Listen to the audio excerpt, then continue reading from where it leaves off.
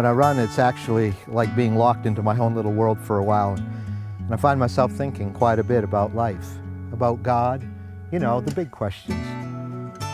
What's this race of life all about anyway? Where am I really going? And what about this runner's heart of mine? What if it stops beating? I mean, it will sometime. What then? And will I have regrets? Will I be happy with the race I chose to run?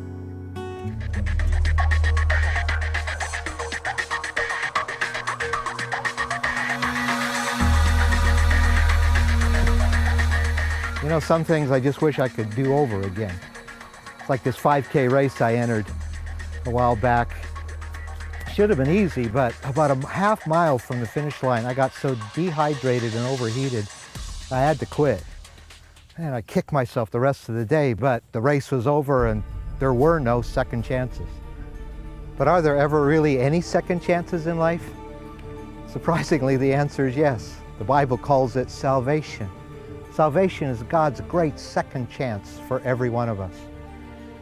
You see, all of us have stumbled and come short in the race of life in some way. The Bible calls it sin. And our failures and the decisions we've made to go it on our own, independent of God, get us going down the wrong track and trip us up. But here's where God's second chance comes in. In fact, the Bible tells us to imagine a stadium filled with cheering fans. They're all of the people who have found God's second chance and they finished their run on earth. They're like the many people that I've met, and perhaps you have as well, whose lives were recharged and redirected by this thing we call salvation.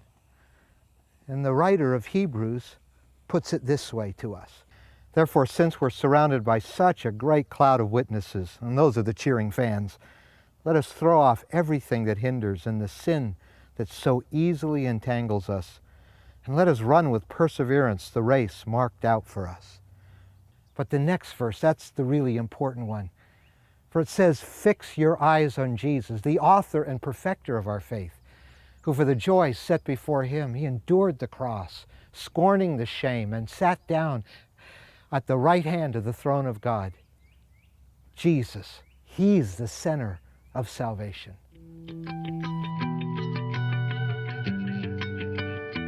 Destination, that's what it's all about. In fact, in this race of life, our destination is not so much an accomplishment or even a place, it's a person, the Lord Jesus Christ himself. He is the finish line, as well as the one who gives us the breath it takes to get us there. It's Jesus who ran through the wall of shame and pain at the cross in order to die in our place, and through his shed blood to wash our imperfect record clean. He's the only one who offers us the free gift of forgiveness and invites us to start all over again. You see, that's really what salvation is all about, a new you. Do you realize how hard it is to get a new you all by yourself?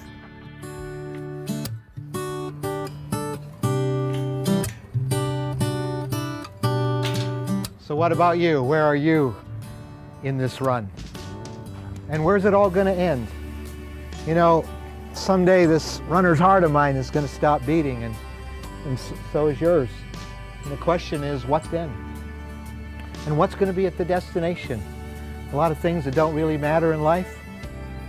Or maybe the question is better, who will be at the destination?